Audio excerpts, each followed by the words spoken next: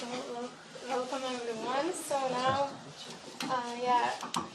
we are very grateful and honored to have His Holiness Svyam Bhagavan Keshav Maharaj with us, and now we request Maharaj to give a class on habits of highly successful spiritualists. Hare Krishna. That's good. So Hare Krishna everyone, so nice to be here. Nice to see some familiar faces as well. Hare Krishna. You're here now in Ireland? Yes. Oh, amazing. There's so many devotees who stayed at the manor. Swaha stayed at the manor. Pavini also stayed at the manor, right? Yes. What years were you at the manor?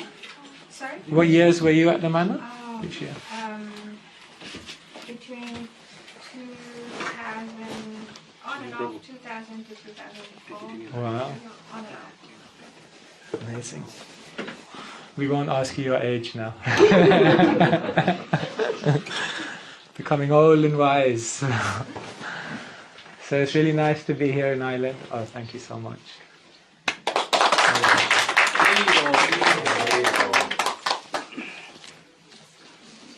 So yes, today we're speaking about habits of highly successful people. And yes, we'll turn to the Bhagavad Gita and see, and see what Krishna has to say. So if you can repeat after me. Om Namo Bhagavate Vasudevaya. Om Namo Bhagavate Vasudevaya. Om Namo Bhagavate Vasudevaya. Om Namo Bhagavate Vasudevaya. Om Namo Bhagavate Vasudevaya. Om Namo Bhagavate Vasudevaya. So today we'll read from, okay, I'll just get this. Nowadays everything is recorded for evidence by the GBC. So talking about habits of highly successful people. It's a very interesting topic because if you go into Waterstones today, probably one of the most popular sections in the bookshops are all about self-development, isn't it? People want to know like how to be the best. How to have the best habits. There was a New York Times bestseller called Atomic Habits, all about how to create the best habits. So yes, people want to know how to live better in this world. This world, sometimes it's not easy to live in this world. Is it easy to live in this world? It's not easy, isn't it? Cost of living crisis. So many difficulties living in this world, so many struggles, so many obstacles, so many ups and downs, so many unexpected things that happen. And how do we develop ourselves so that no matter what happens in the world, it doesn't affect our state of mind? No matter what happens in the world, it doesn't stop our journey moving forward. And that is a very, very great art. So in the Bhagavad Gita, Krishna basically covers 5 topics. And you all are aware, I'm sure. The first topic that Krishna covers is Atma. And Atma means the soul, who we are. Beyond this body, beyond this mind, we're all a spiritual being animating this body. And then Krishna goes on to explain that the Atma is living in Prakriti. What does Prakriti mean? Material nature. We're living in this world which is designed in a certain way. Just like you have, if you go in a cinema, there's a projector, and the projector is basically projecting 3 types of light, isn't it? Blue light, red light, and? Green. Is it green? Is it yellow? Yeah. Yellow.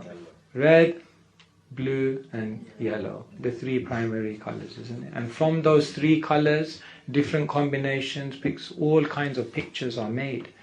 So this world is created from 3 qualities, 3 gunas. And the 3 gunas are? Tamas, ignorance, rajas, passion, and sattva, goodness. So the soul, topic number 1, is living in the world, topic number 2. And what is the soul doing in the world? Karma. Karma means activity, action, reaction, the law by which for every activity you do, you get a certain reaction. And so Krishna explains the law of karma. So the Atma is living in Prakriti, doing karma, and in order to do karma, you need Kala. Kala means time. Isn't it? The biggest problem in the world, no time, no time.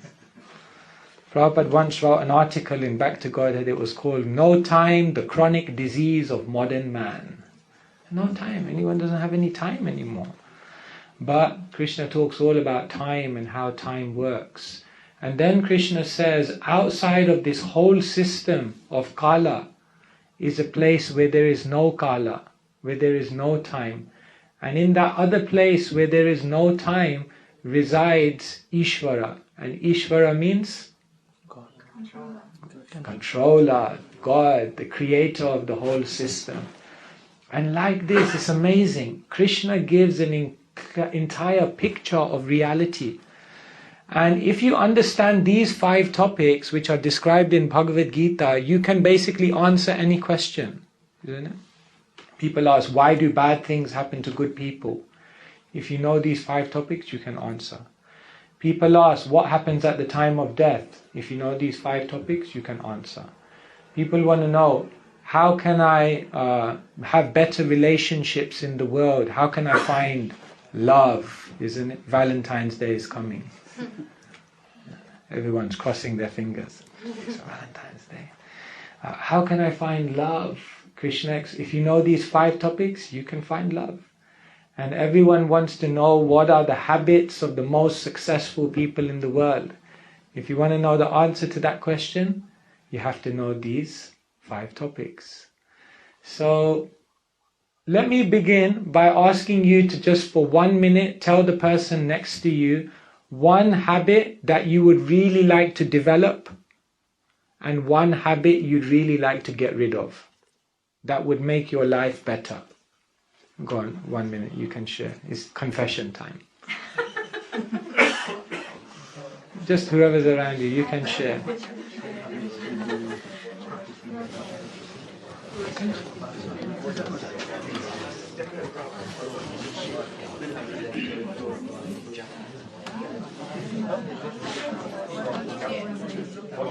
Oh, it's here, Maharaj. Oh, it's there. Okay, Yeah. That's fine.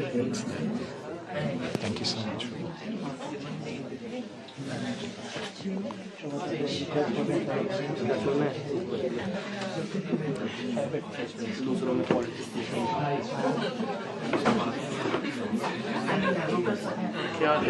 One habit you'd like to develop and one habit you'd like to get rid of.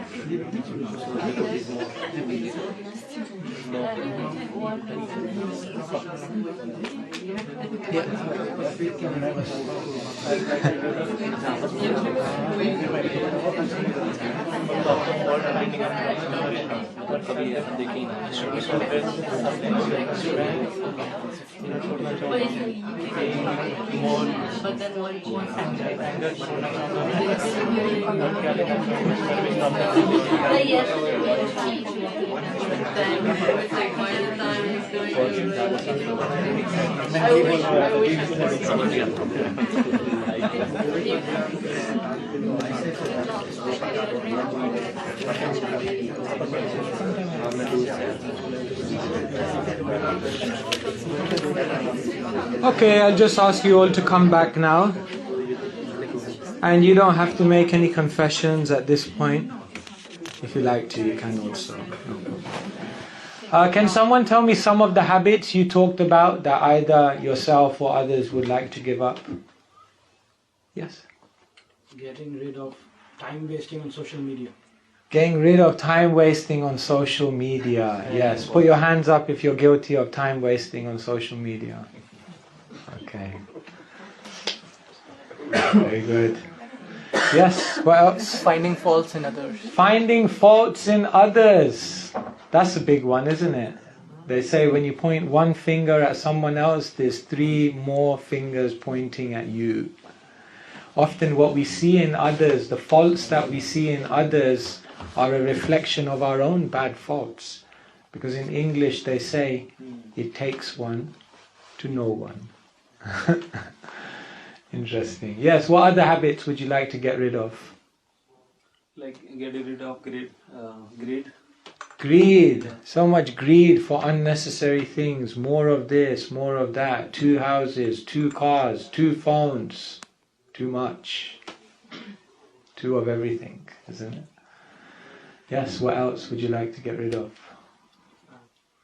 Yes. Laziness or procrastination. I will do. Procrastination. Yes. Anger. The perpetual putting it off, always putting off. Tomorrow. Someday I will do it. No, which day? Someday.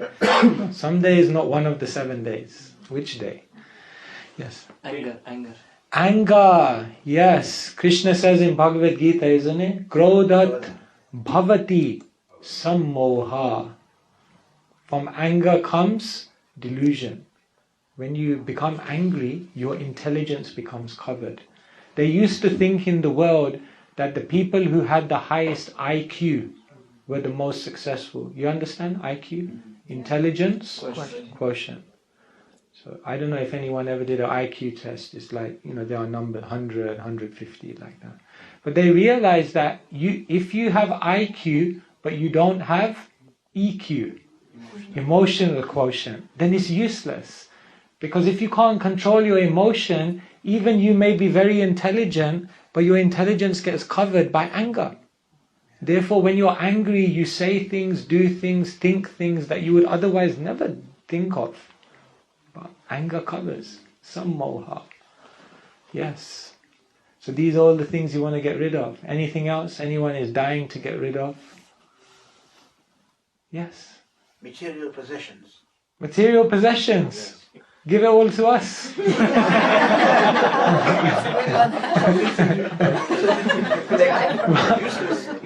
One man, he came to Srila Prabhupada. One industrialist, he came to Prabhupada and he said, Swamiji, I have so many factories. I have so many people working for me. I have so much money, but I have so much anxiety. So Prabhupada, just give it all to us. You'll be happy, we'll be happy, Krishna will be happy. He said, okay, I'll think about that, Prabhupada said, no, we'll come to you. Take his number, we'll come and visit him. We want to help you. So Krishna says, Chintam parimeyam cha pralayantam upashrita kamupa bhoga parama etavad iti nishrita. If your desires are endless, Chintam parimeyam cha, then your anxieties will also be endless, isn't it? As soon as you acquire so many things. My dad always wanted Mercedes-Benz. It's a dream. Not in a bad way. It's okay, it's not that bad. But the thing is, when you get it, then you're always in anxiety. I parked it up, is someone going to scratch it, someone's going to hit it? So with possessions come many anxieties as well. Yes, so these are some of the things we want to get rid of. And what are some of the things you want to develop? What habits would you like to develop? Are there any habits? Anyone here? Vaishnava Seva. The desire to serve others. Yeah. Prabhu is always serving others, I think, isn't it? He wants to do more. Yeah, we want to serve others. We want to have that very generous mood. Vaishnav means generous. Devotee means generous. Yeah, good. What are the habits? Like developing prema, love. Prema! Wow, we're going on the highest habits here. Prema, seva. My God, you can't get higher habits than this, Wow, the habit of love. Yes, we want to love everyone and everything. What other things? You mentioned attentive chanting here. Attentive chanting, the habit of how to meditate. Like he said, recent folk culture said, Baka Dhyan. Have you seen, Baka means a crane. When a crane is looking for its prey, it's just like completely focused, doesn't blink, doesn't move, just completely. And then when it's so they say you should meditate like a crane, like unflinching. But when we meditate, our mind is going. 100 miles per hour, so disturbed. Yeah, so we want to focus. What else? I mean, after someone says prema and say, but if you say like, I want to develop the habit of like, not eating my nails or something, like, my God, that's a bit shallow, isn't it? Anything else you want to develop? Good habits that will help you in your life? What do you think? Anything? Like reading books. Reading books, yeah, that's a nice one. One person once said to me, get off Facebook and get your face into a book. Because we don't have the attention span anymore. Because life, the world today has obliterated people's attention span. So people can't focus. It's like even we know as teachers, basically every few minutes you have to do something interesting. Otherwise people, their mind is like, they can't focus. It's very difficult, right? Once I gave a class and one devotee said it was a brilliant class, wonderful class. I said, wow, what did you like about it? He said it ended on time. All these guys always go over time, breakfast is late. So it's very difficult, people can't focus. So even reading becomes difficult in this age. Yeah. But so much of part of our culture is to read books. Sanatan Goswami, here you have the Bhagavatam, isn't it? And Sanatan Goswami, he says in a beautiful verse, Madeka bandhu mad sangin mad guru mad mahadhana mad nishtaraka mad bhagya madanand namostute. One day Sanatan Goswami in a dream, he thought that someone had given him the Bhagavatam. Because hundreds of years ago to get the Bhagavatam is very difficult because they had to hand copy it. So he had a dream, and then he woke up, he realized, oh no, it was a dream, I didn't get the Bhagavatam, I didn't get the books. And he was crying. And then that very day, a Brahmin boy came to him and said, I have a gift. And he gave him the Bhagavatam, all these books. So from that day he began reading. And later on he became so attached to these books. What did he say? Madeka bandhu. The Bhagavatam is my only friend. Mat sangin. The Bhagavatam is my constant companion through this life. Mad guru. The Bhagavatam is my guru. Mad nishtaraka. The Bhagavatam is lifting me up. Mad ananda. The Bhagavatam is the source of my happiness. Mad bhagya. The Bhagavatam is the best thing that happened in my life. Imagine we would have a relationship like that with the scriptures, with the books of wisdom, where we see, yes, this is my best friend.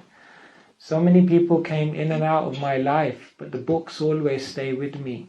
And they give me clarity, they give me hope, they give me the answers, they give me the best advice. They give me everything a friend would normally give you, and more. But in order to develop that relationship, you have to develop the habit of reading the books. Good. One last quality anyone wants to develop. Reena, what do you want to develop? Any quality? Your husband's watching, so he'll make sure. Anything? Become more devotional and give up most importantly, I want to give up and develop on my anger and anxiety problems. Yeah, anxiety, we're always worrying about the future, always in fear. Actually, isn't it? Fear is a big emotion. When we're happy, we're fearful it will end. When we're unhappy, we're fearful it will never end. We're worried about the past, we're worried about the future, fear about so many things. Krishna, when you surrender to Krishna, no more fear. They asked Srila Prabhupada, what do you feel when you chant Hare Krishna? And what was his answer? I feel no fear.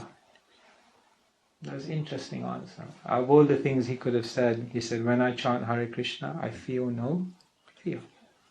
Because Krishna is there. When you say Hare Krishna, Krishna is there. If Krishna is there, what will you be fearful about? Amazing. So yes, these are all the qualities we want to develop. So good luck. See you later. What do we have to say that will help you develop those qualities? Well, Krishna gives amazing knowledge in the Bhagavad Gita. He gives these 5 topics. But Krishna also teaches us something amazing. In the Bhagavad Gita, Krishna teaches us the goal of life. The goal of life is to develop pure love. Love for Krishna, and then love for all living entities. A life without love means an empty life. So Krishna says the goal of life is to develop love, prema. And then Krishna in the Bhagavad Gita explains there is a process by which you can awaken that prema or that love. And what is that process? Yoga, bhakti yoga. And all the different practices that go in bhakti yoga. Shravanam, hearing, kirtanam, chanting, smaranam, remembering, pada sevanam, worshipping, archanam, deity worship, vandanam, offering prayers, sakyam, becoming friends with Krishna. All these beautiful processes, Krishna says, will awaken your love. But in any given activity, there may be a goal and there may be a process, but there also needs to be a culture, a lifestyle, a way of living, what we call in Sanskrit, sadachar. Have you ever heard this word? Sadachar? Achar. What does achar mean? Behavior. And sadachar means spiritual behavior or good behavior or positive behavior. So we have to develop the proper lifestyle, the proper habits, the proper culture. Otherwise, you may do the chanting of Hare Krishna, you may do the worship of the deity, you may practice everything in Krishna consciousness, but still you may not achieve the goal. Because what does the Chaitanya Charitamrita say? Bahu janma kare jadi shravana kirtan tabutana paye Krishna pade prema dhan. Bahu janma, for many lifetimes, shravana kirtan, you can do the process. Tabuna paye Krishna, but you still may not get prema dhan, the wealth of love, if you don't do it in the right way, if you don't have the right habits. So what Krishna in the Bhagavad Gita explains is not every single habit you should have in your life. Krishna doesn't give an exhaustive list. These are all the habits you should develop. But Krishna gives something even more powerful than that.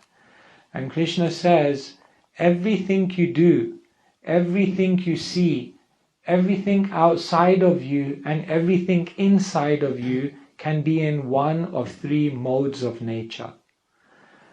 And Krishna says the more that you live in the mode which is the highest mode, the clarifying mode, the purifying mode, the elevating mode, the more you understand this mode of functioning, then you will be able to progress very, very far on your spiritual journey. So basically, all of you are aware there are 3 modes of nature. Mode is a translation of the Sanskrit word guna.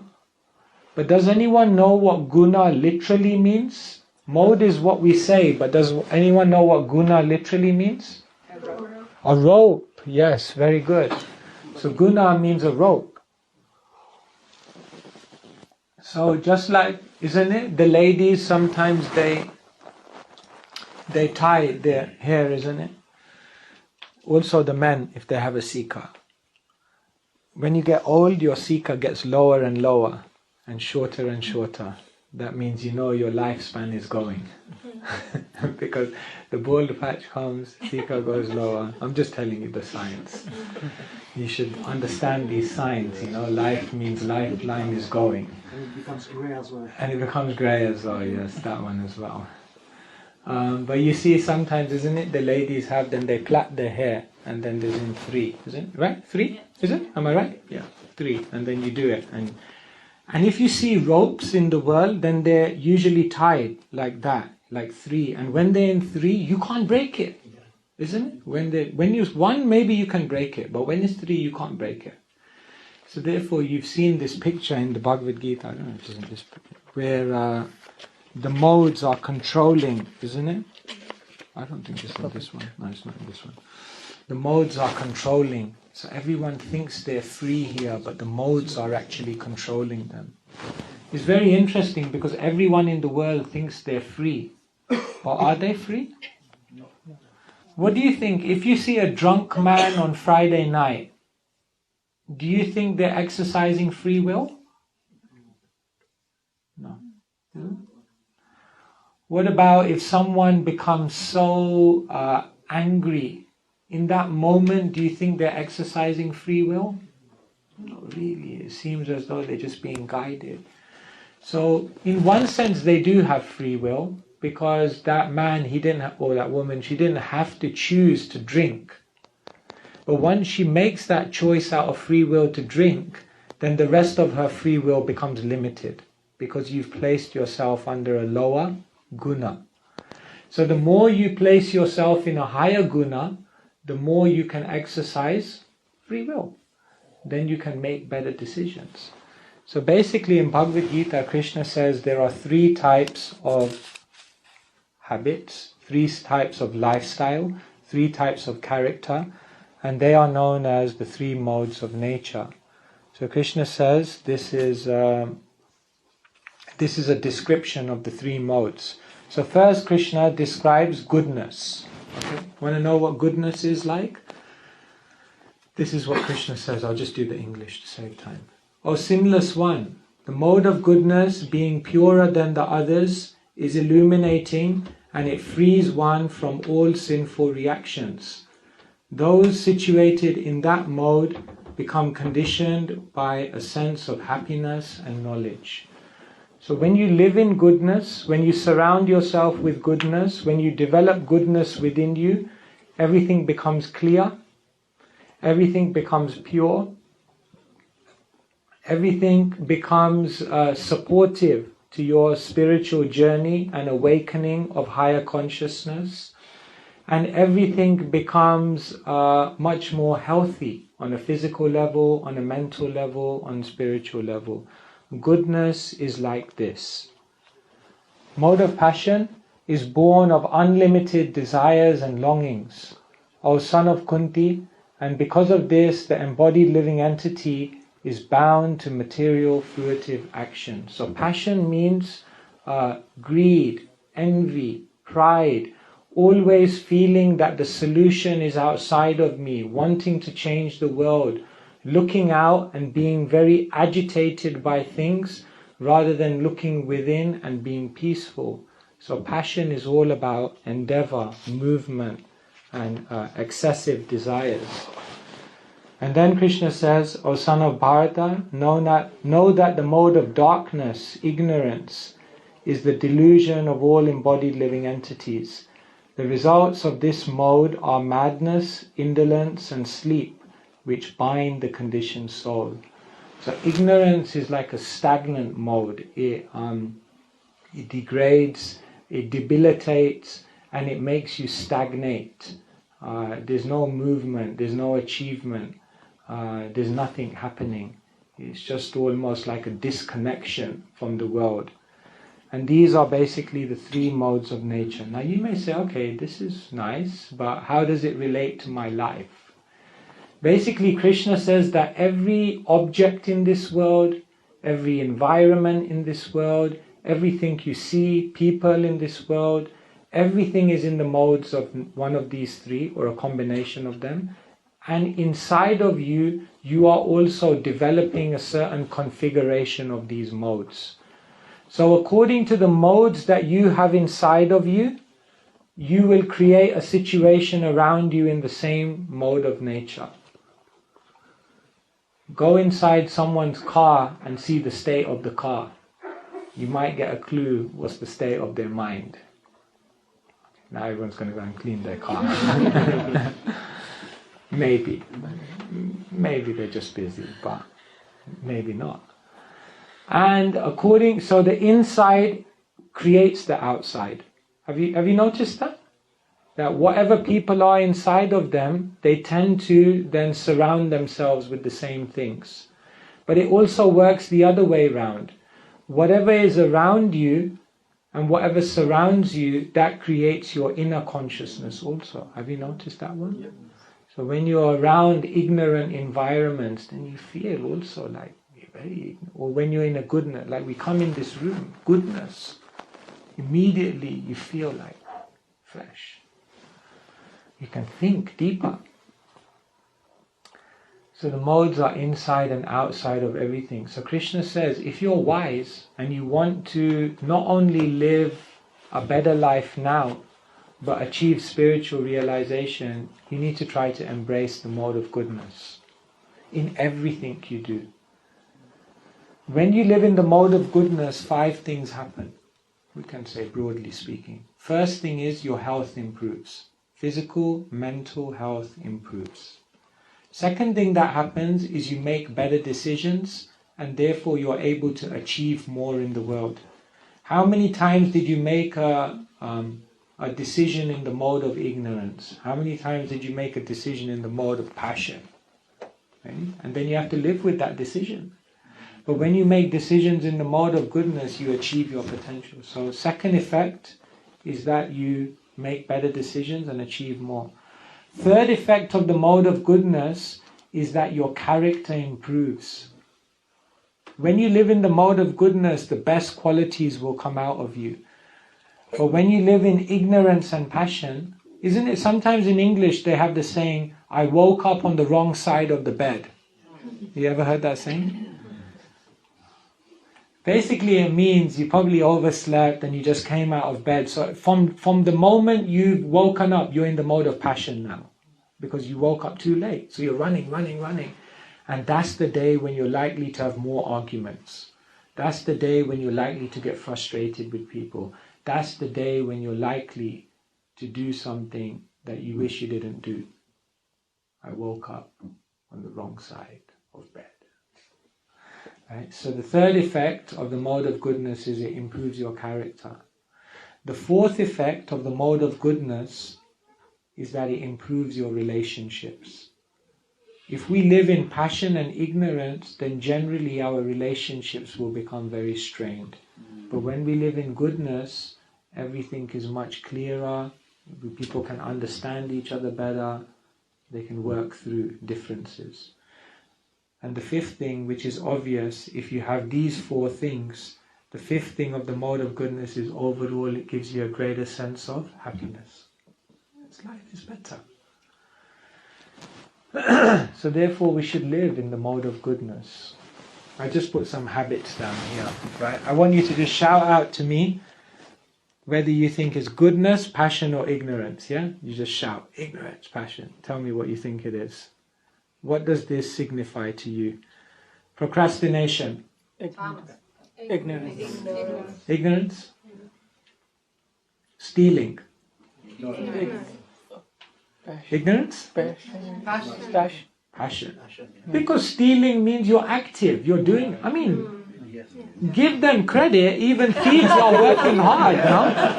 They're not sitting around doing nothing. These guys are working hard. They may not be doing it for good reason. Give them some credit. Eating unhealthy food. Could depend on what it exactly is. Could be passion or ignorance. Listening to classical music. Passion.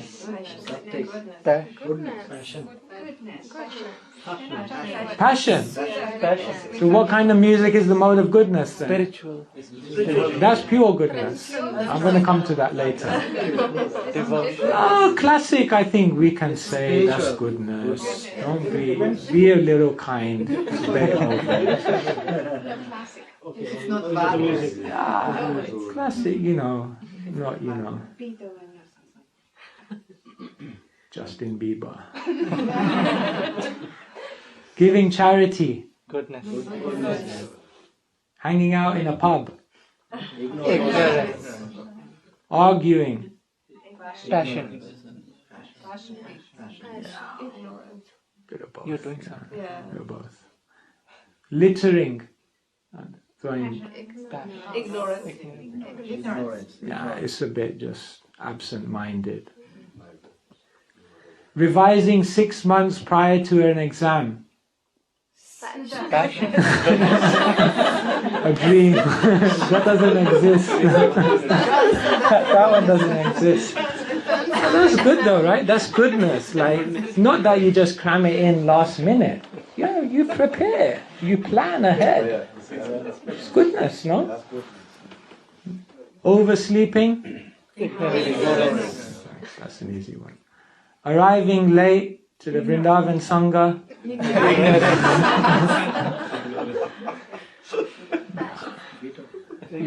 Ignorance.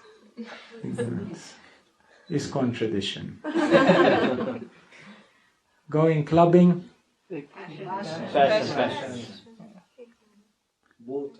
Stress from multitasking? Passion. Video gaming? Not allowing somebody to hurt you? Good. Self-defense. That's a bit of a vague one. I don't know what that would be. Yeah, so many things. Huh? So can you see? What we begin doing is we begin painting a picture of how everything I do in my life can be in one of these modes. Now what Krishna says is that if you learn this knowledge of the modes very, very deeply, then everything you do in your life, from the way you drive your car, from the way you parent your children, from the way you structure your day, from the times that you function and do different activities, everything you can begin doing in the mode of goodness. And if every part of your life becomes in the mode of goodness, then what happens is that not only on a physical and mental level do you get all those benefits, but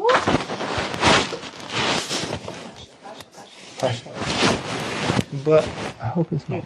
It's okay. But then on a spiritual level, it also helps you. At the end of do you know how many verses does the Bhagavad Gita have? 700. 700. Do you know how many of the verses of the Gita deal with the modes of nature out of 700? You know how many Krishna is talking about the modes of nature? The whole chapter. 10%. Not just one chapter. 14, Krishna talks about modes of nature. 17, Krishna talks about modes of nature. And 18, Krishna also talks about modes of nature. And if you add it up, all of the verses related to the modes of nature, it comes close to 100. That's amazing, isn't it? Like the Bhagavad Gita is a book which is telling you about how to get out of this world. But 100 of the verses are telling you about the influence of this world. Because unless you learn how to remain uninfluenced by this world, you ain't going to get out. No. You're not going to get out. You're going to get entangled. So therefore, we should learn how these modes play out in every aspect of our lives. Some of you here are parents. What do you think parenting in mode of goodness looks like? Parenting in the mode of ignorance. How do you think a parent in the mode of ignorance? Give me some of the characteristics. Not giving good sanskara. Not giving good guidance. Yeah. Suppressing the child talking, trying to share something. Yes, not allowing the child to communicate, to express. Okay, very good. What else? Pampering the child too much out of blind love, giving in to their demands. Okay, no discipline, Yeah. just letting them do what they want to do. Yeah. Giving them a phone. Giving them a phone. Not educating about devotional service to God. Like Okay, prema yes, devotion. yes. What else? Yeah, like when parents, they're absent, they don't give quality time to their children, neglect. These are signs of the mode of ignorance. What do you think parenting in the mode of passion looks like? Too much controlling. Control. Too much discipline. Too much Yeah. expectation. Too much expectation, isn't it? They expect, once a mother and a father, they were having an argument, husband and wife. So it got so bad, they went to the court. So the husband was saying, doctor. The wife was saying, accountant. Doctor, accountant, doctor, accountant. So the judge was watching the whole thing. So then he looked at the couple, he said, you want him to be a doctor, you want him to be an accountant, why don't you just ask him? And then they looked at the judge and they said, but he's not born yet. It's interesting, huh? It's interesting how parents, even before the child is born, they already have a vision. He will do this, or she will do this, she will become this, and they project. Mode of passion parenting means you project. You live all of your dreams through your children. Yes, you should be a cricketer because I didn't make it. No, every child has their path. Every child has, you have to. So passion means controlling. And what does parenting in the mode of goodness? You know that. It means giving them space, encouraging them, empowering them. But then Krishna says, beyond the mode of goodness, there is pure goodness, spiritual goodness. So when you parent in the mode of goodness, and then you add spirituality to it, so you're encouraging, you're empowering, you're supporting, and you're helping them be the best they can, and you're giving them spiritual knowledge, then it becomes parenting in the mode of pure goodness. Shuddha sattva, we say. Pure goodness. Can you see? When you have a problem, have you ever had a problem in your life? Maybe a few. When you have a problem, what's the mode of ignorance approach to problem solving? Ignore it. It will go away, it will magically disappear, it will, just let it get worse, I don't know, maybe someone else will sort it out. Of course, some things you can't, you just also have to let some things, there may be, but when one does it out of absent-mindedness, laziness, not dealing with something because of fear, then that's mode of ignorance approach to problem solving. What's mode of passion approach to problem solving? Means you do something to solve the problem without thinking deeply, and then what you end up doing is you create another problem, bigger problem. Have you ever heard of the Cobra effect? You've never heard of this? In India, everything happens in India. India is like, my God. So in India, what happened is one time there was an outbreak of cobras. Oh, deadly. So what the Indian government did is they set up a bounty. You understand? Bounty. It means for whoever captures a cobra, you hand it into the government, into the zoo or whatever, and you get some money. So they thought this was a great way to solve the problem. I mean, naturally, then for money, anyone will do anything. But what they don't realize is literally for money, anyone will do anything. So you know what the Indians started doing? They started breeding cobras. Oh, look, here's 10 cobras. I found them somewhere. They're actually breeding them. So they after some time, the Indian government realized, my God, these guys are breeding cobras. So then at one point they thought, we can't afford this. So they said, no more now, no more bounty. But now all the cobras had increased 10 times. And these guys thought, no more bounty, okay, just let them loose then. And then all those cobras started breeding with each other and made so many more. Welcome to India. So problem solving in mode of passion means you try to solve it, but because you don't deeply think, you create bigger problem in the process. Problem solving in the mode of goodness means you judge. If you look at Arjuna at the beginning of the Bhagavad Gita, he's actually thinking very, very deeply if you think about it. Because he's thinking, if I fight in this war, then the elders will be killed. If the elders are killed, then that means the ladies in the family will not be protected. If the ladies in the family are not protected, then people will exploit. And if they exploit, there will be unwanted population. And if there's unwanted population, then it will create chaos in society. My God, who thinks like this? Have you ever thought about something like that? He's not just thinking what this decision means for his life, he's thinking what this decision means for the whole world. He's not just thinking what does this decision mean in the next few years, he's thinking what does this decision mean in the context of generations to come. Deeply thinking about the ramifications. So mode of goodness means you think deeply. But problem solving in the mode of spiritual goodness is not when you just try to make the solution, but when you also try to understand the lesson you're meant to learn. Because every problem comes to you because Krishna wants to teach you a lesson. So if you solve the problem in a nice way, but you don't learn the lesson, then still that's not spiritually elevating you. So everything can be in the modes of material nature. So the habits of highly successful people are the habits which are in goodness and in spiritual goodness. And if we live like this and we cultivate this character, then we will live the best life on all levels. And therefore the Bhagavad Gita is not just a book. People say, no, I'll read it later when I'm old. Because that's when you're about, It's for the afterlife. No. It's for the here life. It's for now. It's going to help you now. It's the ultimate self-development book.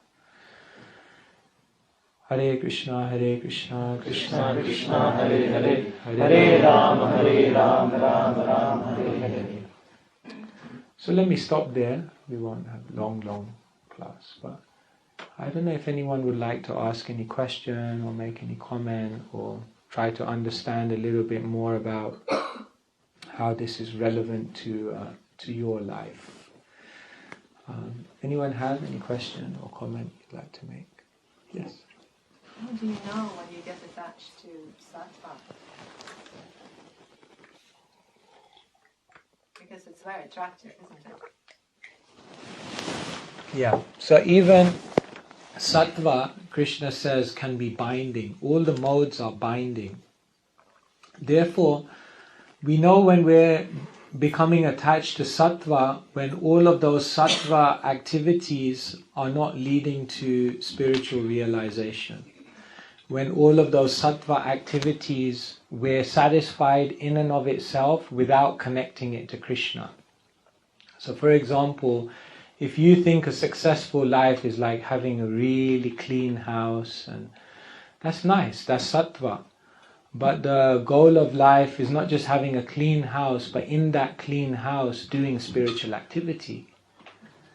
So the one who becomes attached to sattva is the one who becomes attached to a situation in which they haven't utilized the opportunity to then connect to Krishna. Sattva is like an airport. If I go to Dublin airport, then in one sense, am I closer to London? Not really, because you're still in Ireland. But I am closer to London in the sense that from the airport I can get the plane. But if I don't get the plane, then what's the point of being at the airport? So similarly, when we get attached to sattva, it's kind of like you go to the airport to catch a plane to London, but then you spend so much time in the duty free that you forget the flight. Then it's like, oh no, you missed the point. So sattva is like that. You think being clean, being truthful, being a gentle man or a gentle lady is the goal of life. No, it's good, but now you have to consciously connect to it. So yeah, being attached to sattva means, we're attached to the good life. I've got a nice life, a balanced life, a life in the country, and everything is good. I don't have any bad habits. But where's Krishna? Where's spirituality in the equation?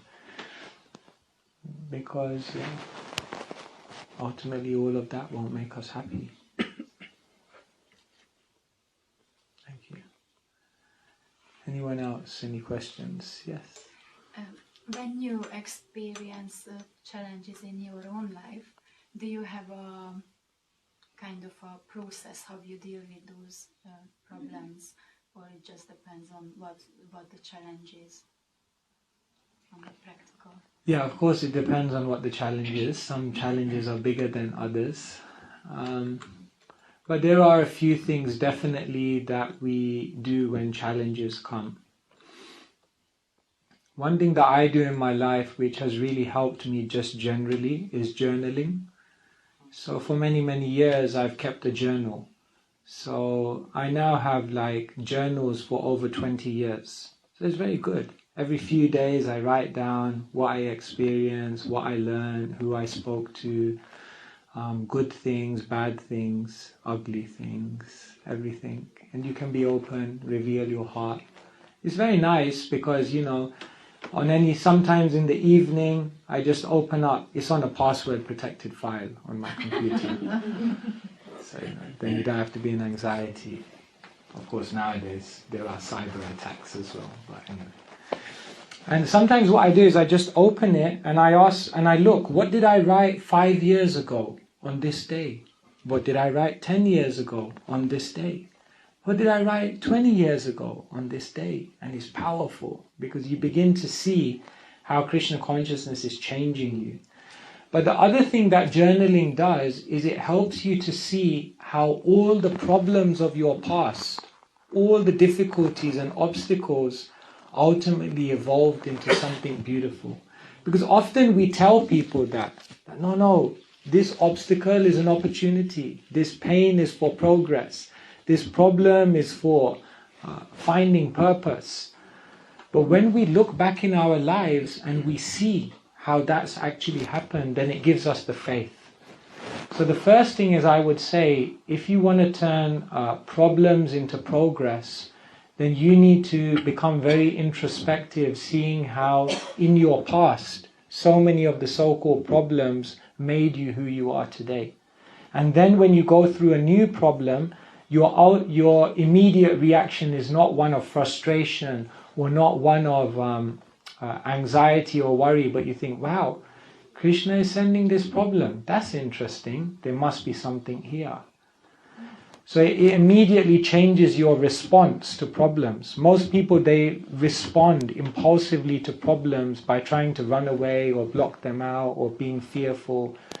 But when you become introspective, you actually, I wouldn't say I'm at the point where I embrace problems, like, yeah, there's a problem, great. But you begin to think, okay, it's coming, wow, there must be something here. You immediately think like that.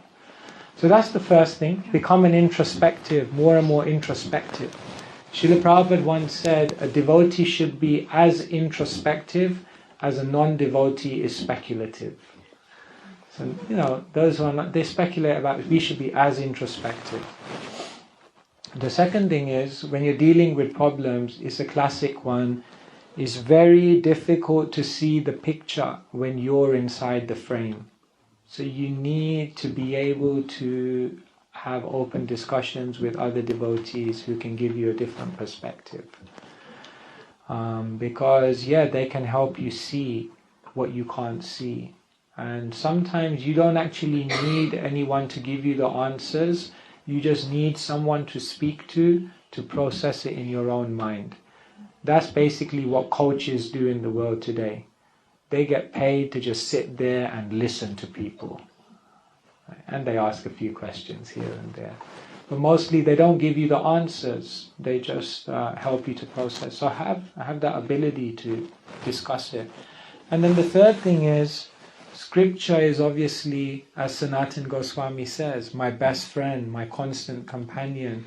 Scripture is the lens through which you can see what the deeper thing is that I'm supposed to be learning from this. So Scripture also helps you to decode your karma and decode why things are happening. And then the fourth and final thing I would say is prayer is very, very important. That when you're going through something, instead of feeling the victim and saying, why did this happen to me? We go in front of Krishna and we pray and we say, Krishna, what am I supposed to learn from this? That change of questioning changes your life. So, yeah, we can learn these techniques because in the world today they don't tell you how to deal with problems. The modern educational system is basically based on trying to increase intelligence and control to a point where they feel they'll be able to control the world and stop all the problems.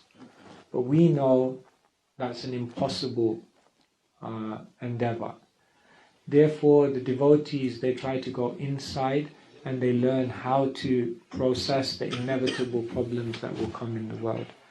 And so we learn this technology of how to do this. Hope that helps. I see. Okay, 1, 2, and then 3. So Maharaj, nice lecture. And for the beginners like me, so Hare Krishna Mahamantra is transcendental, but for neophytes, devotees like us, we are on the offensive stage, Namaprad. So can that also be classified into chanting in mode of darkness or mode of passion, and how to come to the mode of goodness or beyond that? So how to basically come from the offensive stage to the Namava stage? Yeah. So let me first take a backtrack. Even devotional service can be in the 3 modes. Did you know that? When we do devotional service and it's in the mode of ignorance, then that's devotional service where you offend other devotees. Devotional service which is not in line with how the Shastra wants it. Oh yes, I did an amazing thing. I offered Krishna tea, masala chai. It's nice, but maybe Krishna doesn't like that so much. Thank you. Krishna says, Patram Pushpam Phalam Toyam Me Bhakti Aprayachati. Offer me a leaf, flower, fruit or water. So when you do devotional service in ignorance, you're insensitive to other devotees, you're insensitive to Krishna, you do it absent-mindedly, it's kind of like just going through the motions. That's devotional service in violence, isn't it? Some people think it's the greatest act of devotion to God to go in a plane and fly it into a building and kill thousands of people, and that's the best devotional service to God. That well and truly is devotional service in the mode of ignorance. Then there is devotional service in the mode of passion. Put my name, I'm giving a donation. Make sure my name is there. Make sure my name is on the plaque. Of course, they may do it in memory of someone. I don't want to judge anyone. But when we're looking for name, fame, when we're looking for position, power, when we're looking for the benefits, material benefits, do you know how many years of service I've done? I expect some respect from this. Maybe that's a bit of passionate mentality. And the mode of goodness is when we do devotional service and we are dutiful. We do it according to Shastra. We do it for purification. This is good for me. It's not that I'm anyone great, but by doing this service, I'll become purified. And then devotional service in pure love, one doesn't even think about their own purification. They're just doing it for Krishna. Krishna will be pleased. Yes, make this for Krishna, it will be pleasing him. So everything, our chanting can be in ignorance, passion, goodness, like that. So that's every devotional activity can be like this. And then yes, chanting, when we're chanting in ignorance, that's offensive chanting, isn't it? Aparad means offensive chanting. Aparad, what does aparad mean? Radha mean Radharani. Apa means away, distancing you from Radharani, from Krishna's Swarup Shakti. So yes, this is in ignorance. Yeah. If we continue chanting without being present, you see, I was telling, I think Rosie asked the question yesterday about how we become steady in chanting, and I gave her the mantra. I said, attentiveness brings attention, brings attraction, which matures in attachment. But attachment will not come if there's no attraction. And attraction will not come if there's no attention. Therefore, there are 10 offenses against the holy name, But what is the root of all 10 offenses? Being inattentive. It is also an offense to be inattentive whilst chanting. Every devotee who claims to be... We do this like a machine in the morning. Every devotee who claims to be... It's the one part of the morning program where I think, this is a cult. Just feels a little bit like that sometimes. But no, it's very important. We have to recite. We have to understand inattention is the root of all offense. So yes, chanting can be... And how do we go through that mode? Well, we have to become attentive. How do we become attentive? Well, do everything you can. First thing is, wake up early in the morning. You got a much better chance to be attentive. Prabhu drove us from the airport here, and all along the way he was reminding us, this only takes 10 minutes, 15 minutes this drive, but it's taking 45 minutes at this. He was telling us, why? Because if you try to drive at the rush hour, well, you're going to get stuck in traffic. Right. But did you know about the mental traffic jam? That begins at the same time. The same time there's a traffic jam on the road, know for sure there's a traffic jam in your own mind. So just like you don't want to be driving in the rush hour, you don't want to be meditating in the rush hour, otherwise that thought may never reach Krishna. It may just end up in the traffic jam with the horns and all the other voices in the mind. So if you want to be attentive, give it priority. Morning program. Do it in the morning. Second thing, if you want to be attentive, is do it in the right environment. Second thing, if you want to be attentive, understand the depth of what you're doing. Therefore, why do we have all these books in our movement? The Living Name, the Nectarian Ocean of the Holy Name, Japa Reform. We have all these wonderful books which remind you why chanting is such an incredible activity. Then when we realize that, we'll be much more attentive. So there are things you can do to become more attentive, and if you become more attentive, then you go to a higher level. Thank you. Thank you. Sunil, yes. Okay. So, like in previous, just you answer like last question, like we need to keep general, we need to keep time management. So I have seen your video on YouTube, and it was very impressive. Let me try. Like you mentioned, I keep chanting in morning. So I thought, let me try. It's going to work or not. So I did try it and put it the journal, and in the evening, what I'm going to do, read the Shastra and my technical stuff, everything. Then I realized and come back in the evening what I did. But in that retrospective, I think how much I'm bad person. More ignorance I did actually. One incident actually, once I go from my home to catch the bus, there is signal. And 2 times happened, I almost get the accident because I ignored always. And Rina stopped me many times. But the same day, Rina was in India, I was going and I thought car is away. Let me cross. Then he honked me. Then I did I think almost 3-4 times. But I am repeating again and again. So how much I am bad, like in perspective. And I did try, 4-5 days. And it was getting more, something, I'm so bad, I have so much ignorance. I'm not doing right thing. So that's right, but question is how we can get out of it. Yeah, well, first thing I want to say is the journal, when you're journaling, is not that you just write all the ways in which you're failing.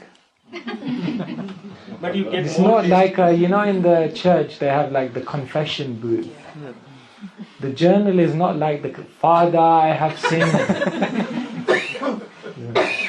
One man he came, his Father, I have sinned, £10 donation. Next week he came, Father, I have sinned, £10 donation. Third week he came, Father, I've done all these things, £20. He said, okay, why this week £20?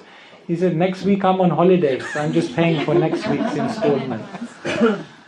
So the first thing I want to say is that when you journal, also be kind to yourself. Also see where you have improved. Also see where you have changed. In Krishna consciousness, we are here.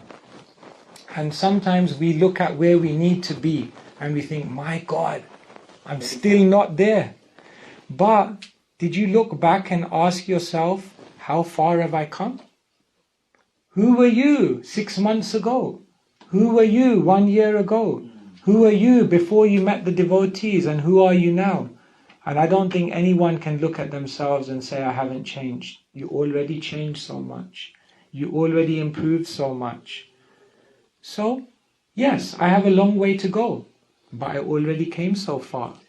So the natural logic of that is, if I continue going, maybe I can make up the distance by the grace of Krishna. So, first thing I want to say, sometimes we are too hard on ourselves. And you can go off the road on both sides, by being too hard on yourself or by being too easy with yourself. So we should see, no, I have to improve, but I can improve because it's happened already. Then you will do, you will improve. Yeah, one good thing just wanted to say, like, so I felt myself like, if you teach your mind as a friend, like treat as your mind as a friend, he will do everything for you. Like last Ekadasi happened, I thought I will go for 64 rounds. I thought this. When I go for running, I will go 10 kilometers. I told my mind in advance. So he act like that way. So in that day, I was chanting and I was surprised. I was chanting in 8 minutes 1 round. It's happened just in 4 minutes. I was thinking something wrong is going on, because how big is possible? But I did try many times, it's not happening, 4 minutes. That days happened, I was going 67 round. I was almost go to like 100, I can do that in that spirit. So it's going on. I don't know how it's happening. I was surprised, I was telling Reena. So that's a good thing happened, right? Like, and if you go to like that mode basically, and that mode, I don't think we can get it easily. It automatically comes to you. That's what I felt. Yeah, we have to try, and over time, Krishna gives his mercy, and we get a certain strength to overcome certain things. You see, sometimes we have a weakness in our life and we're thinking, maybe I should do this, maybe I should do this. And then at a certain point, we just get the strength. Internally, we can't intellectualize it, and then we overcome it. So yes, we need that strength from Krishna. So we have to patiently wait, and Krishna will help. Yes, thank you. Yes, Prabhu. You gave 4 points in relation to Mataji's question. The first one is that when Queen Kunti asked Krishna to send her as many calamities as possible. More, yeah. Because that means she will think more of him at the time. Bring her closer to Krishna. Yes, Queen Kunti prays, Vipada Shantu Taha Shashvat Tatra Tatra Jagat Guru Bhavato Darshanam Yadshad Apunar Bhava Darshanam. Kunti says that, no? That I wish that more and more calamities may come, because Bhavato Darshanam Yadshad, when we see calamities, we see you closer. So yes, everyone can make the prayer. Are you ready? Yes. Maybe we don't need, maybe some may make the prayer. Ultimately, whether we make the prayer or not, the nature of the world is that calamities will come. So, life quakes, we call these life quakes, isn't it? Like there's an earthquake. Now there's an earthquake, no? Turkey. Like Turkey, right? Yeah. So earthquake, you don't know when it will happen. You don't know where it will happen. And you don't know what scale it will take place on. Earthquake is probably one of the natural disasters which are the most unpredictable. So it's said that in our life there will be life quakes. Something will happen. Maybe we'll lose someone. Maybe some disease will come. Maybe we'll extreme misfortune, our career goes upside down, maybe a relationship will break. It's the reality. They say in everyone's life, everyone will go through an average of 4 to 5 major life quakes in their life. But who knows how to deal with it? These things can break people. So therefore it's very, very important that we engage deeply in spiritual life and develop this spiritual vision. Otherwise we won't have the capacity to deal with these things. Life is so volatile. As one of our saints, he sings, Kamala Dala Jala Jivana Dala Mala. That my life is like a drop of water on a leaf. Have you seen a drop of water on a leaf? It's there, sitting nicely, but at any moment, boom, it could slide off. Jivana Dala Mala. Your life is like that. So unpredictable. We go on in life in blissful ignorance. Oh, everything is okay, everything is fine. We don't know what's waiting around the corner. Once in National Geographic, there was this interesting picture, and you know what it was? There was a frog. You know frogs, they have that, the tongue comes out, right? Yeah. So the frog was looking like this, and there was a tongue. His tongue was coming out to catch a fly. So this person caught this picture. The frog was like this, it was catching a fly, but behind the frog, there was a snake. And the snake had its mouth like this. So he was eating that, and he was about to get eaten as well. So it was this like, wow, it was an amazing picture, you know. And it was like, this is life. We're out there, we're doing all these things, but we don't know what's behind us. Time is coming. Snake, it's interesting, in Vedic theology, snake represents time. Kala. Kala Sarpa, we say. The snake of time. Time is coming, time is going. When the millennium was here, then they used to have a millennium clock in Trafalgar Square, and it was like a countdown to the millennium. And I remember the first time I saw that, I thought, my God, there's a clock up there in the world somewhere with my name on it. And the time is going down. And I have no idea what that number is. So it's very... But you can turn it around. Yeah, anyway, so many things we can say on this. Yes? There's another question I want to ask, but it is outside the topic we have dealt with today. Could you explain Swami and Goswami? As in, what's the difference between them? Yes, the difference. And how. You mean for sannyasis? The title of Swami? Okay. Why would somebody be given the name of Goswami as opposed to Swami, the original? Yeah. So when someone takes sannyas in the movement, then they receive a name, and then they become either a Swami or a Goswami. Swami means master, and Go means the senses.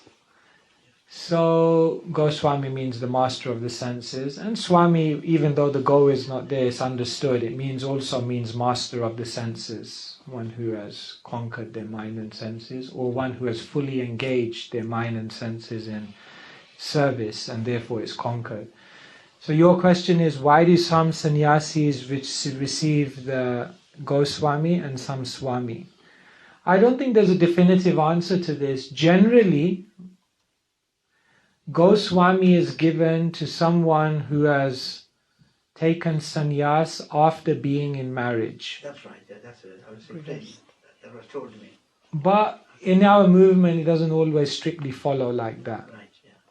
But generally, it's understood in that way, that if someone, you understand there are 4 ashrams, so brahmacharya, grihastha, vanaprastha, sannyas.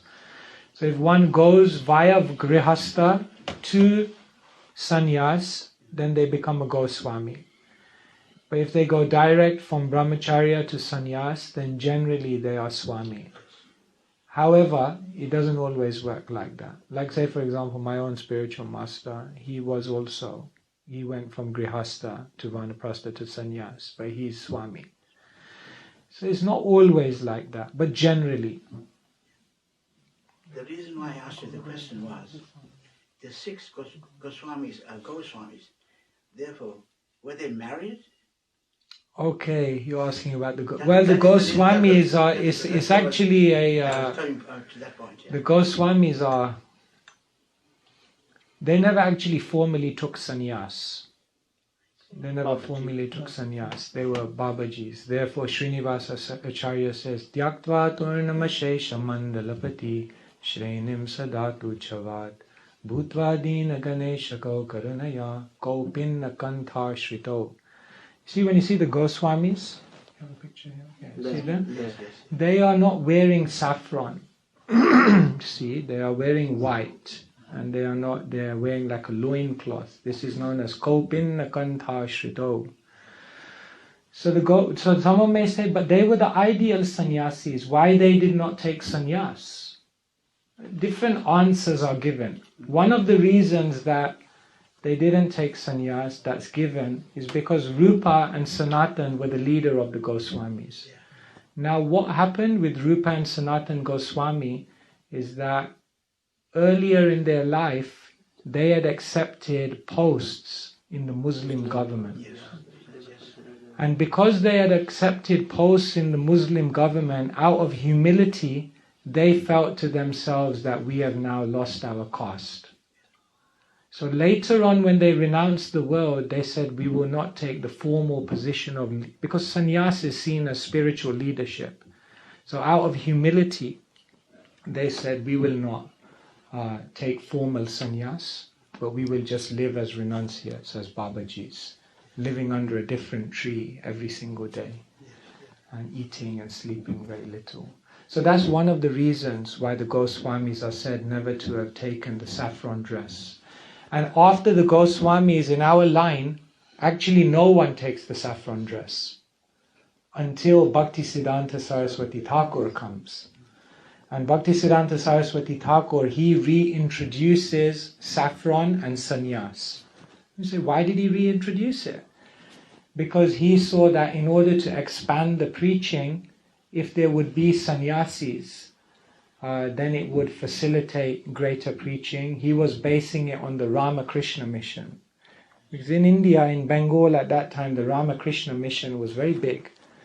So they were wearing saffron cloth, sannyasis, and they were having an impact. So he thought, well, let's do that. But it's interesting, when Bhaktisiddhanta Saraswati Thakur had all of his sannyasis dressed in saffron, one part of their attire was not saffron. It was white. And you know what that was? Not the goping. Not the danda. The bead bag. The bead bag. The bead bag. Because his conception was that when we come in front of the holy name, Naham Vipro Nacha Narapatir Napi Vaisho Nasudro, then you don't come with any designation. Because even if you come in front of Krishna, I am a sannyasi. No, that's a material. You're not a sannyasi. You're not a man, you're not a woman, you're not a grihasta, you're not a president, you're not a GBC, you're not any of these things. You're just a servant of God. And therefore Bhaktisiddhanta Saraswati Thakur said, when we come in front of the holy name, we come with... Anyway, I just went off the point there, but you got my point, yeah. Could I ask you another question? I'm okay, I don't know how everyone else is doing.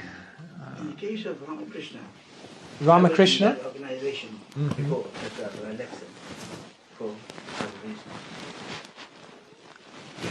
He took on to Christianity, and then from there on he became they took up the Islamic faith, and then I think Judaism. When he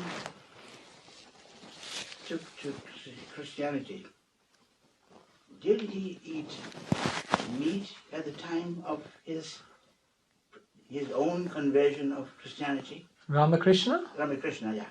Would he have taken meat? I don't know. Because he did go through the cycle. I was 45 years in the Ramakrishna movement. Yeah. So you should know that. What you were doing there. I have no idea. He used to eat fish. He used to eat fish. No, I don't eat fish at all. No,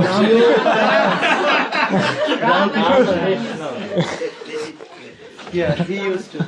Even before he left his body. I can't, I'm not an expert in Ramakrishna. Yeah. maybe, who knows. Yeah, Ramakrishna. Only Ram and Krishna. Ram and Krishna, no. Thank you. Yes. The way that you associate the gunas, like I was told, like colors as well, like colors. Yes. So blue. If you wear dark colors or black, you're in ignorance. If you wear lighter colors, you're in passion, and so on and so on. Some people even make life changes, like their houses. They paint their houses depending on. They buy cars lighter color to be in mode of goodness. Is that really true? The colors are associated with the different gunas. So darker colors are in lower modes and lighter colors are in higher modes. I don't know if we can say black and white like that. There is definitely a sense in which darkness is just generally darkness invokes a sense of ignorance, isn't it? Like as you can see when the sun goes down and the stars come out, something seems to overcome people, right? They tend to be more open to doing ridiculous things, right? It's amazing. Even if you go to the northern part of Sweden, if you go to the northernmost part of Sweden, then in the summertime you get like 23 hours of light and like 1 hour of darkness, but then in the winter it's the opposite. And they say the suicide rates are significantly greater when you get 23 hours of darkness. So there's a sense in which definitely darkness around us does have a psychological effect. But I don't know whether there's anything specific like that we should all wear like white or light cloth. Light colors. I didn't hear anything. I don't know, did anyone hear anything like that? I mean, they say, there are definitely, like they say, like blue is in ignorance. Sorry. But it's okay, I like blue. Blue is my favorite color actually. But then we wear blue. I mean, I never saw anything black and white on that. I don't know if anyone else has any thoughts on that. Well, saffron should become in passion then. Saffron or orange or red should be passion. Balramji likes blue. Balaram likes blue. Radharani likes, exactly, yeah. So. Krishna was bluish. Krishna was bluish. He's a lawyer, he's making a case. You win. Krishna likes blue as well. Yeah, pardon. One question connected to Bhagavan, and you were saying earlier, when we are, it seems like with the gunas that we have the choice to make, whatever situation that comes, and if you are in that position, you make the choice how to act on the situation, not react, how to act on it, and you pick which mode it is that you want to decide. But then sometimes, like we were talking, the example you gave in Sweden, when there's 23 hours of darkness, sometimes the situation is so difficult for you to act on in the mode of goodness. I mean, if that is a general thing with people, if there's that many suicide rates, then there's so little willpower people have. And how do you act in a mode of goodness when your externals are so overpowering like that? Yeah, it is. It's so difficult. In the winter, people find it very hard. Norway as well, there's a high rate of suicide because of that. Because of darkness? Yeah, but apart from weather, it could be other circumstances, and where do you find the will to act on, I mean, Prabhu is saying, Bhagavatam ultimately says that Kaler dosha nidhe rajan, that is the ocean of fault. So wherever you go, you'll find imperfection. Our duty is to try to create the most amount of goodness that we can which is within our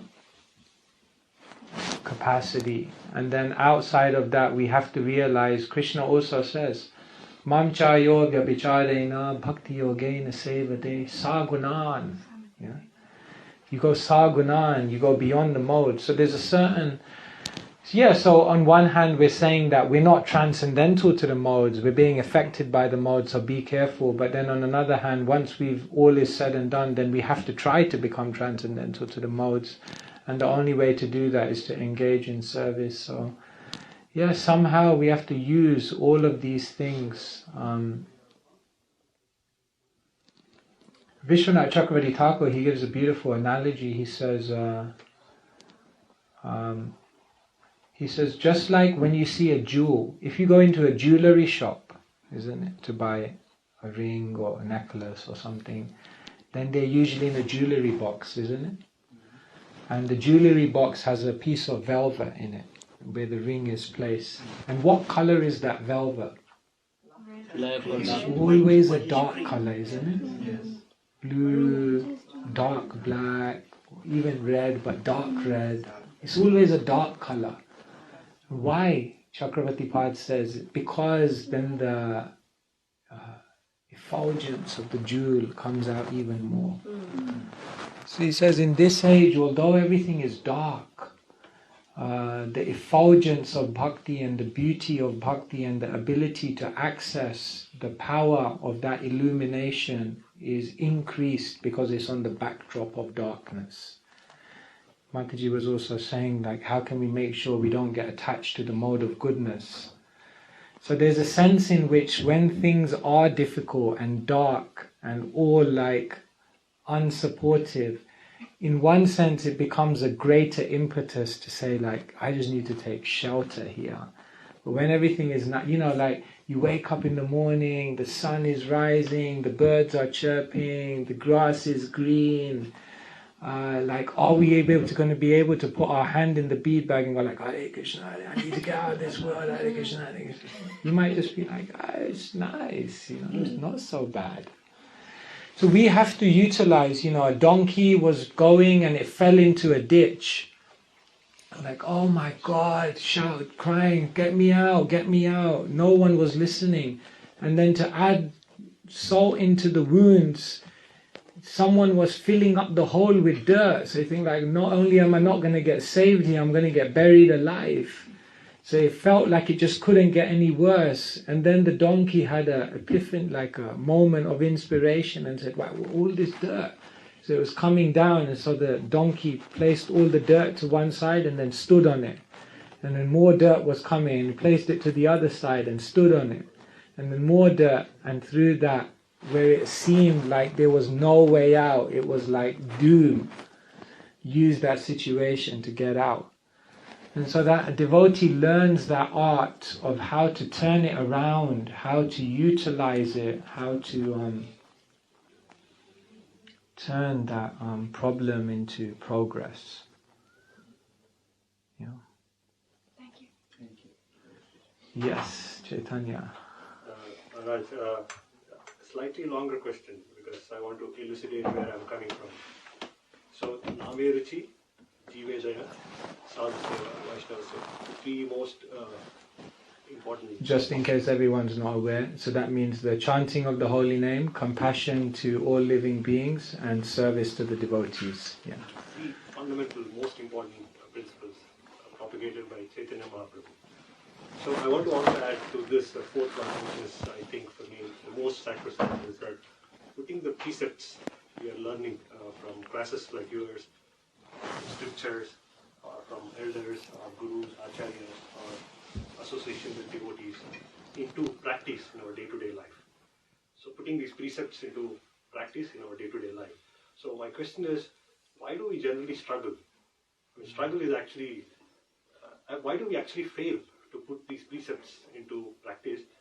Because often I have seen a lot of people outside the devotee work who are much more compassionate, more forthcoming to help.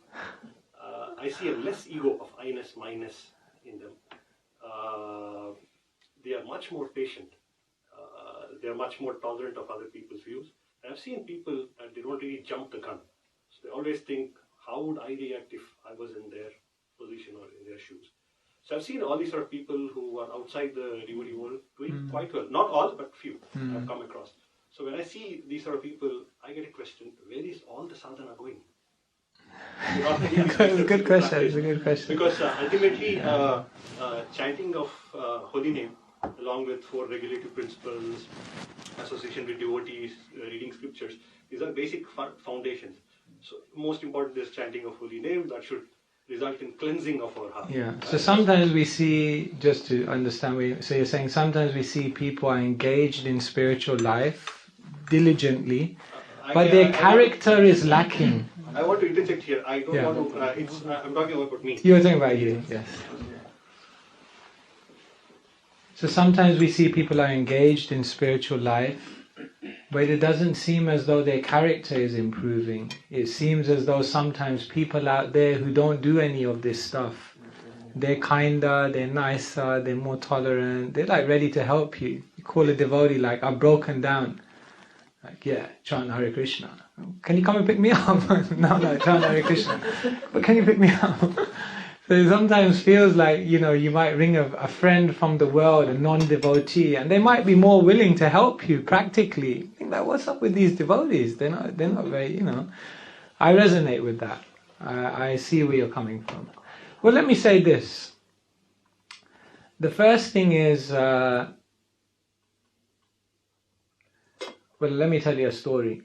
One time, one devotee, I think this is in Prabhupada's time, he was, I don't know, they were both in the pujari room or something. Anyway, and then one of them made a mistake. And then the other guy starts like shouting. And so one devotee, he was bewildered, like, this guy, like, why is he so angry? And so then he came back, when everything had calmed down, he came back to the devotee, and the devotee said, oh, I'm really sorry I shouted at you and everything. But he said, you're lucky, because if that would have been 10 years ago, I would have punched your lights out. But 10 years later, I'm just shouting at you. So there's an interesting point. It's not to justify that you can do that, but we don't always we have to compare like with like. So you can't compare this bunch with that bunch. You have to compare where this bunch were 10 years ago and where they are now. That's the first thing. The second thing, as I would say, is that in any given community, you always have percentages. So there are 10.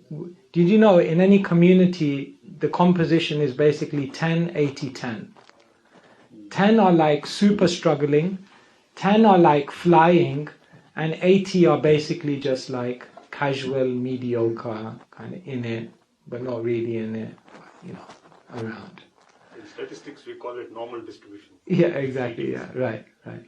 So in the world, you will also find 10 that are flying, 10% that are really nice people. And then we may compare that with the 80 in the Krishna consciousness, but that's not comparing like for like. Then you have to compare the 10 that are flying in the Krishna consciousness movement. Srila Prabhupada, who was willing to, where did his compassion go? Ever found anyone in the world who has that kind of compassion? So then you have to compare like for like. So, yes, there are people in the world, but if you look at the majority of people in the world, I don't know if you would say they are nice, compassionate, kind, really. I didn't experience that. Most of the people in the world, it's a rat race out there. It's dog eat dog. And people are ready to do anything to get ahead. And amongst them there are some gems and some nice people. And I think it's a good point, because sometimes we get into this thing that everyone out there is in Maya, everyone out there is a complete demon, and no, but there are some nice people out there. Let's be honest.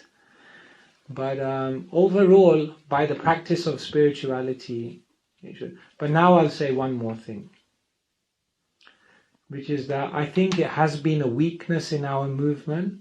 Now, oftentimes we've promoted chant Hare Krishna, we've promoted read Prabhupada's books, we've promoted do lots of service, but maybe in our movement we didn't promote enough how important character is.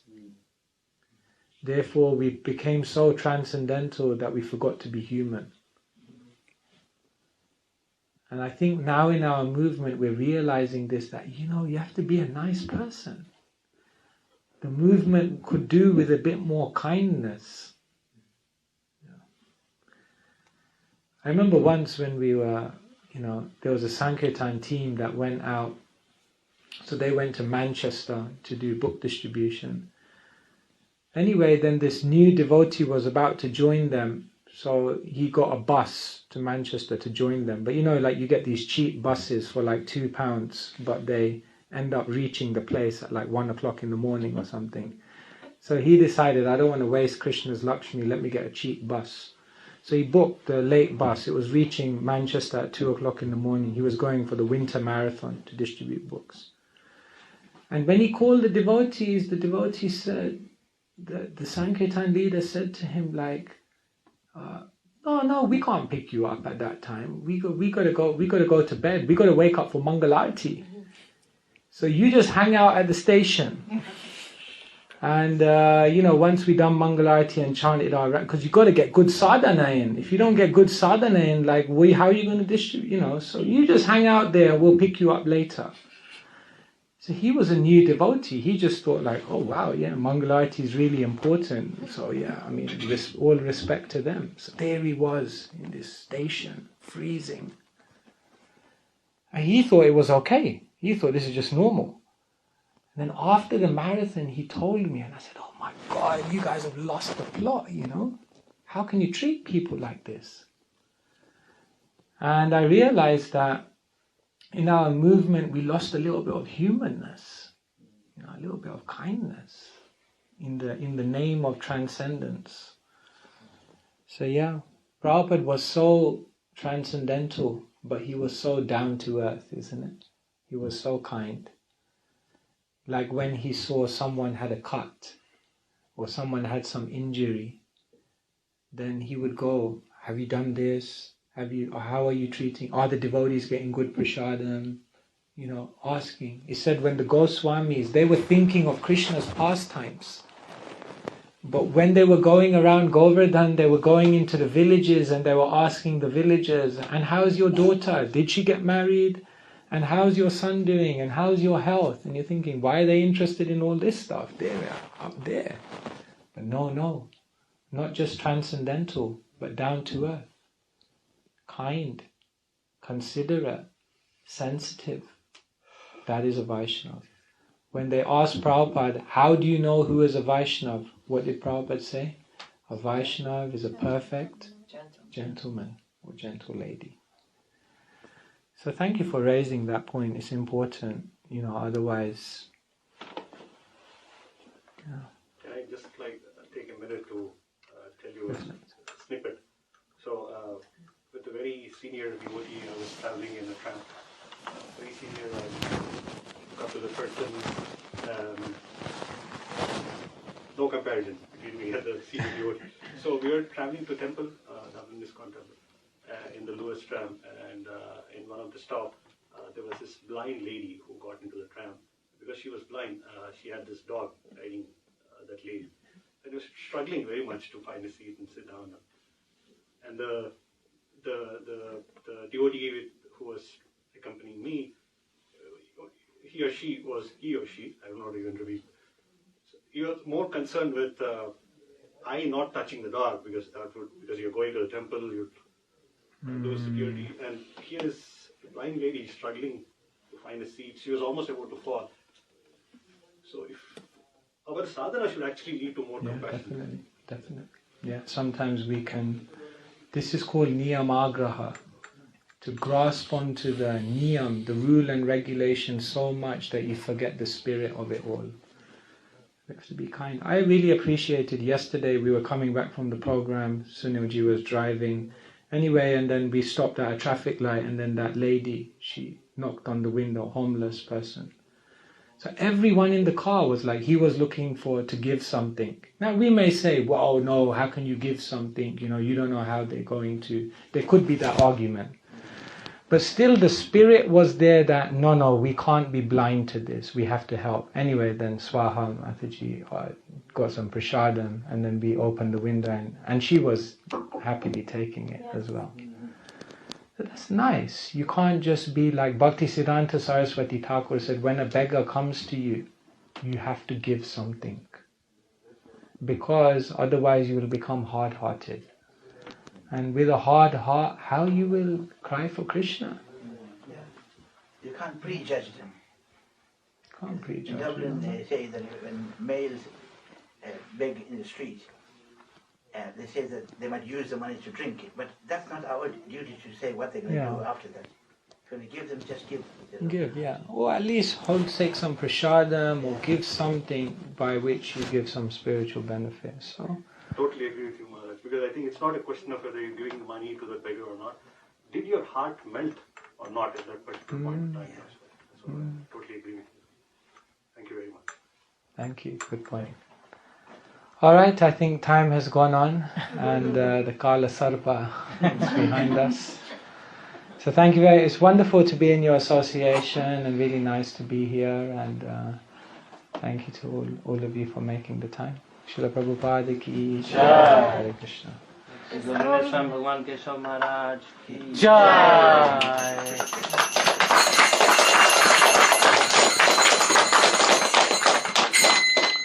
One big Haribol to Maharaj. Haribol! Thank you. Okay. End with a short kirtan. One more.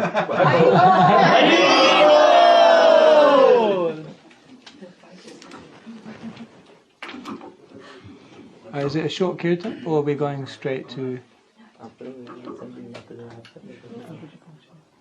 Is it a short kirtan, or we're going to prasadam? What's next? Gaurati? Okay, sure.